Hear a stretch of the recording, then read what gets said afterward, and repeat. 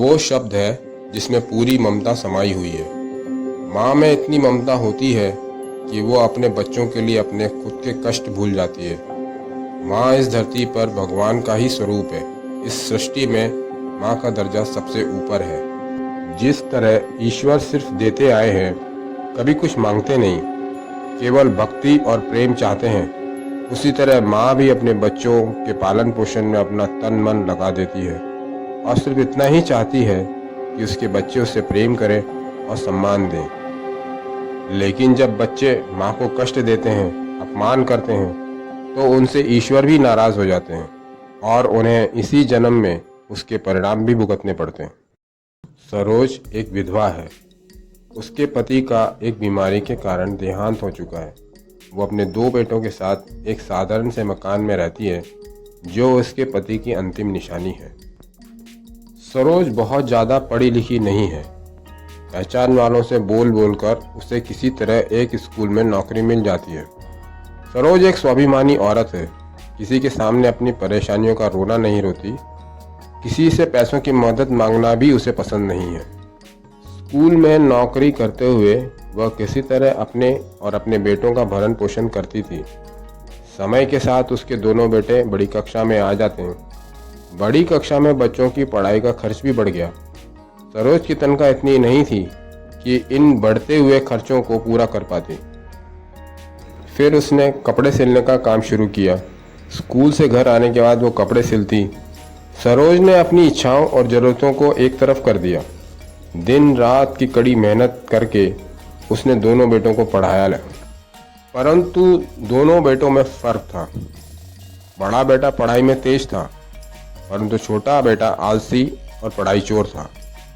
बड़े बेटे को पढ़ाई करके अच्छी नौकरी मिल गई, छोटा मामूली ही रह गया। बड़े बेटे की तरक्की और पैसा देखकर छोटा उससे ईर्ष्या भी करता था। कुछ साल बाद सरोज दोनों बेटों की शादी कर देती है। समय ठीक बीत रहा था। अचानक एक दिन बड़ा बेटा घर आकर बोलता है कि उसका ट्रांसफ़र दूसरे शहर हो गया है। बड़ा बेटा अपनी पत्नी और बच्चों को लेकर चला जाता है। सरोज को बड़ा झटका लगता है। छोटी बहू बड़ी झगड़ालू थी। उसको बूढ़ी सरोज का अपने साथ रहना अखरने लगता है। वह सरोज का बात बात पर अपमान करती थी। परेशान होकर सरोज बड़े बेटे के पास चली जाती है, परंतु सरोज का मन वहाँ ज़्यादा दिन नहीं लगा। जिस मकान और शहर में उसने अपना सारा जीवन बिताया था, जहाँ पर उसके स्वर्गीय पति की यादें जुड़ी हुई थी, वहाँ उसका मन खिंचने लगा।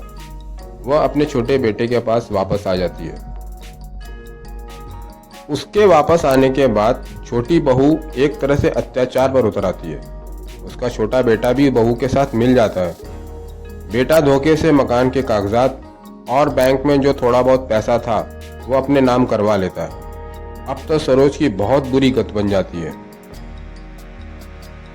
दोनों भाइयों के संबंध आपस में पूरी तरह खराब ना हो जाएं, इसलिए वो अपने बड़े बेटे को कुछ नहीं बताती। परंतु एक दिन तो हद ही हो गई।